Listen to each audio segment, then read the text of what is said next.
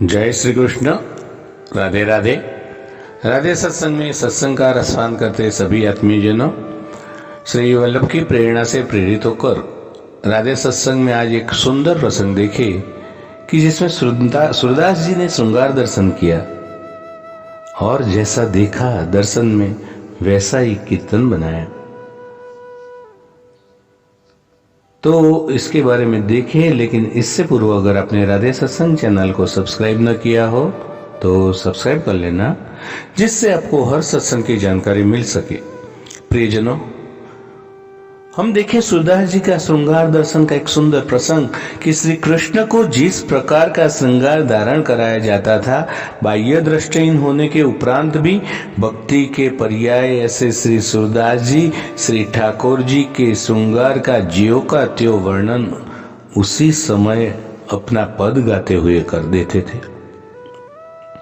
और गोसाई जी के शिष्य श्री गिरधर जी से तीनों बालकों श्री गोविंद राय जी, श्री बालकृष्ण जी और श्री गोकुलनाथ जी ने सूरदास जी के दृष्टिहीन होने के विषय में संशय हुआ और संशयवश कहा कि हम श्री नवनीत प्रिया जी श्री कृष्ण जी को जो भी श्रृंगार धराते हैं, सूरदास जी वैसा का वैसा ही उनके वस्त्र व आभूषणों का वर्णन करते हैं। आज कुछ ऐसा अद्भुत अनोखा श्रृंगार करे कि सूरदास जी पहचान ही नहीं पाए। श्री गिरधर जी ने समझाते हुए उत्तर दिया कि सूरदास जी भगवदीय है और इनके हृदय में स्वरूपानंद का अनुभव है। तुम जो भी श्रृंगार करोगे वो उसी भाव का वर्णन अपने पदों में ज्यों का त्यों कर देंगे। तो भगवदीय की परीक्षा नहीं करनी चाहिए। तभी भी तीनों बालकों ने कहा, फिर भी हमारा मन है, इसलिए हम अपना संशय दूर करने के लिए कल ठाकुर जी को अद्भुत श्रृंगार धारण हम कराएंगे।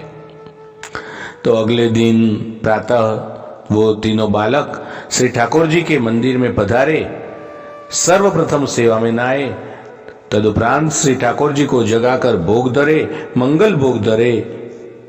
तत्पश्चात ठाकुर जी को नहलाकर श्रृंगार धारण कराना प्रारंभ किया। उस समय ज्येष्ठ मास था, उष्णकाल के दिन थे और कुछ अलग भी करना तो था ही।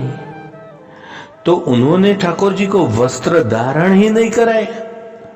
श्रृंगार में केवल मोती की 2 लट, श्री मस्तक पर मोती के बाजूबंद, कटी की किंकणी, नुपुर, हार आदि सभी मोती के तिलक, नकवेश्वर, कर्णफूल धारण करवाए।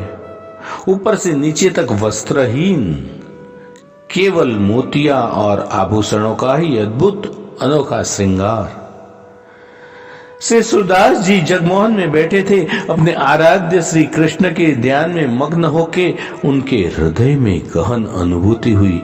अंतर मन के मानस पटल पर आकृति उकरने लगी और उन्होंने अनुभव किया कि आज तो श्री ठाकुर जी ने अद्भुत श्रृंगार धारण किया है, जो अभूतपूर्व है, न पहले कभी देखा है न सुना है। आज तो मेरे बाल गोपाल ने केवल मोती व आभूषण ही धारण किए हैं, वस्त्र तो है ही नहीं। मुझे भी इस अद्भुत श्रृंगार के लिए कुछ अद्भुत अनोखा भावपूर्ण पद गाना चाहिए।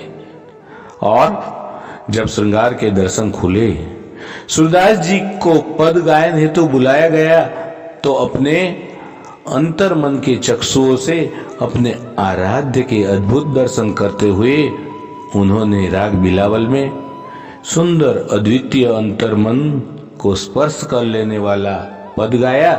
देखो रे हरि नंगम नंगा, जल सुत भूषण अंग विराजत, बसनहीन छवि उठी तरंगा। अंग अंग प्रति अमित माधुरी, निरखी लज्जित रतिकोटि अनंगा। किलकत दधि सुत मुख लेपन, करी सुर हसत ब्रज युवतिन संगा। और यह सुनकर श्री गिरधर जी सहित सभी बालक दंग हो गए, अत्यंत प्रसन्न हुए और बोले, सूरदास जी आज आपने ऐसा पद गायन क्यों किया? तब सूरदास जी ने विनम्रता से कहा, जैसा अद्भुत श्रृंगार आपने किया है वैसा ही अद्भुत पद रचित कर मैंने गाया है। सभी बालक सूरदास जी के रोम रोम में समाहित इस भगवदीय भावना पर बहुत ही आश्चर्यचकित हुए। कुछ दिन पश्चात श्री गिरधर जी सूरदास जी को लेकर नाथद्वारा पधारे और श्री गोसाई जी को उस अद्भुत घटना का सविस्तर विवरण दिया। तब श्री गोसाई जी ने गिरधर जी से कहा, सूरदास जी पर संशय नहीं करना चाहिए था। ये तो पुष्टि मार्ग के जहाज है, जहाज, इसलिए इन्हें भगवद लीला का अनुभव आठों पहर होता रहता है।